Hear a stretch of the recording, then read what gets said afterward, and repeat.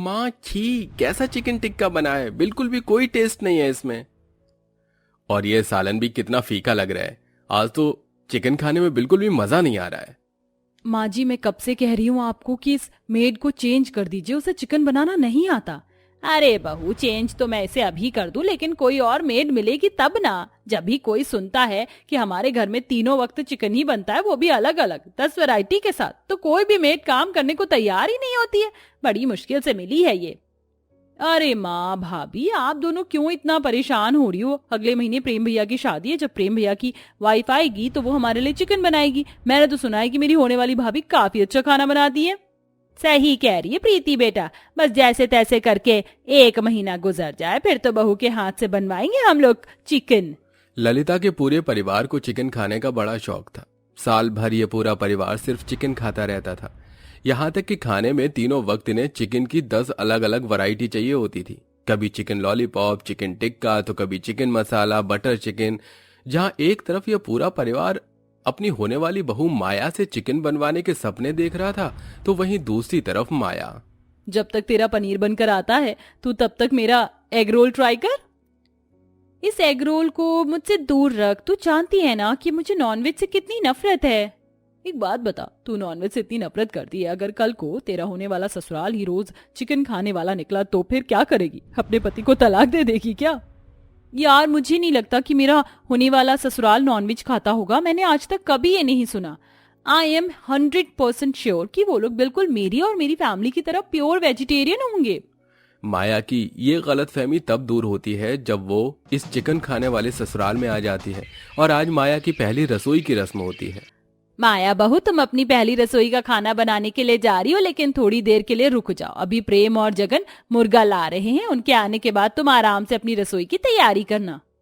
Sorry माँ जी, क्या कहा आपने? मुर्गा? हाँ, मुर्गा। माया, मुझे तुम्हें पहले ही बता देना चाहिए था, लेकिन इस शादी की भाग दौड़ में मैं तुमसे ठीक से बात ही नहीं कर पाई। वो क्या है ना, हमारे घर की नई नवेली बहू अपनी पहली रसोई की रस्म में सिर्फ चिकन ही बनाती है, वो भी 10 अलग अलग टाइप के, इसलिए तुम्हें भी चिकन ही बनाना है। माँ जी, भाभी क्या कह रही हैं? आप जानती है ना कि मैं वेजिटेरियन फैमिली से हूँ, तो मैं नॉनवेज कैसे बना सकती हूँ? और आप लोगों ने भी नहीं बताया मुझे कि आप नॉनवेज खाते हैं। अगर पता होता तो मैं कभी भी रिश्ते के लिए हाँ नहीं करती। ये तू क्या बकवास कर रही है? हम लोग बस चिकन खाते हैं, ना कि इंसानों को मारकर। अभी थोड़ी देर में प्रेम मुर्गा ले आएगा, तो उसे अच्छे से काट कर साफ करके तू चिकन की 10-10 अलग वैरायटी बना देना। एक तो आप मुझसे चिकन बनाने के लिए कह रहे हैं और ऊपर से मुझे उस मुर्गे को मारना होगा। नहीं माँ जी, ये मुझसे नहीं हो सकता। अगर तुझसे नहीं हो सकता बहू, तो अभी भी देरी नहीं हुई है। कमरे में जा, अपना सामान उठा और वापस अपने मायके चली जा। हमें तेरे जैसी बहू नहीं चाहिए। अपनी सास जेठानी की ऐसी बातें सुन माया तो बेचारी परेशान सी हो जाती है। उसे कुछ समझ नहीं आ रहा होता कि वो क्या करे।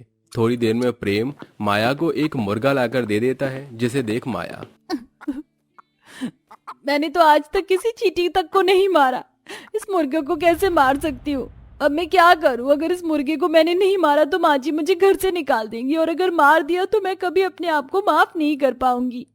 माया जैसे उस मुर्गे को मारने के लिए चाकू उठाती है, तो उस बेचारी के हाथ कपकपाने लगते हैं। लेकिन बेचारी माया के पास उस मुर्गे को मारने के अलावा और कोई रास्ता नहीं था। माया उस मुर्गे को पकड़ती है और अपनी आंखें बंद कर चाकू से उस मुर्गे को मार देती है, और बड़ी मुश्किल से उस मुर्गे को साफ कर अलग अलग 10 तरह के चिकन बनाने लगती है। कितनी बदबू आ रही है इसके अंदर से। ये लोग इंसान है या कोई शैतान? कहाँ फंस गई मैं? माया के हाथ से बने हुए चिकन को खाकर माया के ससुराल वाले काफी ज्यादा खुश होते हैं।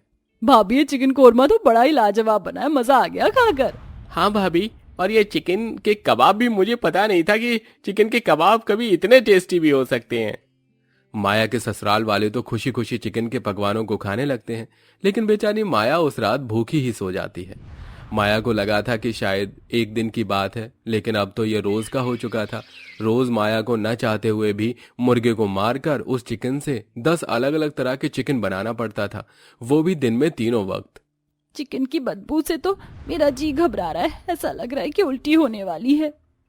चिकन की बदबू से माया का दिल घबराने लगता है और देखते ही देखते किचन में ही उल्टी कर देती है। लेकिन बेचारी माया को इन सब के बावजूद भी हर दिन चिकन बनाना पड़ रहा था। 1 घंटे से नहा रही हूँ लेकिन ये चिकन की बदबू तो मेरी बॉडी से निकल ही नहीं रही है। मन तो कर रहा है कोर्ट जाकर जल्द से प्रेम को तलाक देकर इस ससुराल से छुटकारा पाऊं। लेकिन अगर मैंने अपने पति को तलाक दे दिया तो मेरी माँ बाप पर क्या गुजरेगी। उन्होंने अपने जीवन की सारी जमा पूंजी लगाकर इतनी धूमधाम से अरमानों से मेरी शादी की है। भगवान, मैंने ऐसा कौन से पाप किए थे जो मुझे इस जन्म में ही सजा मिल रही है। मेरा तो अब इस रसोई में जाने का मन ही नहीं करता है। ऐसा लगता है कि जैसे एक ऐसे कमरे में जा रही हूँ जहाँ पर ना जाने कितने लोगों का खून हुआ हो। पूरा किचन 24 घंटे चिकन की बदबू से महकता है। माया मुंह पर कपड़ा बांधकर किचन में जाती है और मन ही मन अपने ससुराल वालों को कोसते हुए मुर्गे को मारकर चिकन बनाने लगती है। माया अब इन सब से इतना परेशान हो चुकी थी कि वो इस बारे में अपने ससुराल वालों को समझाने की काफी कोशिश करती है। आप सभी लोग चिकन खाते हैं, खाइए, कोई मना नहीं है, लेकिन इस तरह रोज रोज चिकन खाना क्या सही है। ऊपर से आप लोग उस बेचारे मुर्गे को भी मेरे हाथों से मरवाते हो। न जाने मरने के बाद मुझे भगवान कौन सी तेल की कढ़ाई में तलेंगे। आप लोगों की वजह से मैंने कितना बड़ा पाप कर दिया है और रोज करती हूँ। अरे बहू, हम दुनिया के पहले थोड़ी ना है जो मुर्गा खा रहे। अरे और भी कई लोग हैं, उनको तो कोई प्रॉब्लम है ही नहीं। तो तू क्यों इतना परेशान हो रही है? चल जाओ और जाकर खाने की तैयारी कर। और हाँ, आज मेरे लिए चिकन लॉलीपॉप बनाना, ठीक है? माया के लाख समझाने पर भी उसके ससुराल वालों पर इस चीज का कोई असर नहीं होता और ऐसे ही समय गुजरता रहता है। माया शाम सभी के लिए चिकन के पकौड़े कबाब बनाकर हॉल में ले जाती है। पूरा परिवार टीवी देखते हुए चिकन कबाब और पकौड़ों का लुत्फ उठा रहे होते हैं कि तभी टीवी पर एक न्यूज आती है। आज फिर पुलिस ने 4 इलीगल फैक्ट्री पर ताला लगाया। सूत्रों के मुताबिक इन फैक्ट्री में काम करने वाले लोग जंगलों से शेर, चीते, टाइगर, भालू जैसे जानवरों की खाल की जैकेट, बूट्स, बैग्स जैसी चीज बनाया करते थे। एक सर्वे के अकॉर्डिंग हमें पता चला है कि जिस तरह से हमारे देश में जानवरों की खाल के ये लेदर के सामान बनाए जा रहे हैं, अगर इस तरह ये काम जारी रहा तो एक समय ऐसा आएगा कि हमारे देश में कोई भी जानवर नहीं बचेगा। उस टीवी एंकर की बात सुन और न्यूज देख सभी को काफी ज्यादा बुरा लगता है। कैसे कैसे लोग हैं, आखिरकार क्या मिलता है मासूम जानवरों को मारकर इन लोगों को। अगर मेरा बस चले तो मैं तो कभी भी किसी जानवर को किसी के नुकसान ना पहुंचाने दूं। अरे वाह, ये तो वही कहावत हो गई, 900 चूहे खाकर बिल्ली हज को चली। वैसे माँ जी, बाबू जी, मुझे नहीं लगता कि ये बात आप लोगों को शोभा देती है। क्यों बहू, तू हमसे इस तरह क्यों बात कर रही है? वैसे हमने किस जानवर को मारा? आप लोग तीनों वक्त जो चिकन खाते हो वो क्या वेज है? वो भी तो जानवर है। आप लोगों ने सोचा है कि जब हम उस बेचारे मुर्गे को मारते हैं तो उसे कितना दर्द होता होगा? वो अपने सामने अपनी मौत को देखकर कितना घबरा रहा होता है। लेकिन नहीं, आप जैसे लोगों को तो बस अपने टेस्ट की पड़ी है। आपको तो बस अपना पेट भरना है, चाहे फिर आपके सामने मुर्गा हो या इंसान ही क्यों ना हो। आने वाले समय में लोग सिर्फ जानवरों को नहीं बल्कि अपने आसपास मौजूद इंसानों को भी मारकर अपनी भूख मिटाने लगेंगे। मुझे तो शर्म आती है कि मैं इस घर की बहू हूँ। मुझे शर्म आती है आप लोगों को अपना परिवार कहते हुए, जो किसी का दर्द समझ नहीं सकता। वो इंसान कहलाने के लायक ही नहीं है। इतना कहकर माया अपने कमरे में चली जाती है। माया की ये बात सुन उसके ससुराल वाले बिल्कुल शांत हो जाते हैं और कोई कुछ नहीं कहता। अगले दिन होते ही माया जैसे ही खाना बनाने के लिए किचन में जाती है तो देखती है कि किचन में कोई भी मुर्गा नहीं है, बल्कि पूरा किचन तो हरी सब्जियों से भरा हुआ है। ये सब क्या है? ये इतनी सारी हरी सब्जियां कहाँ से आई? हम लेकर आए हैं बहू।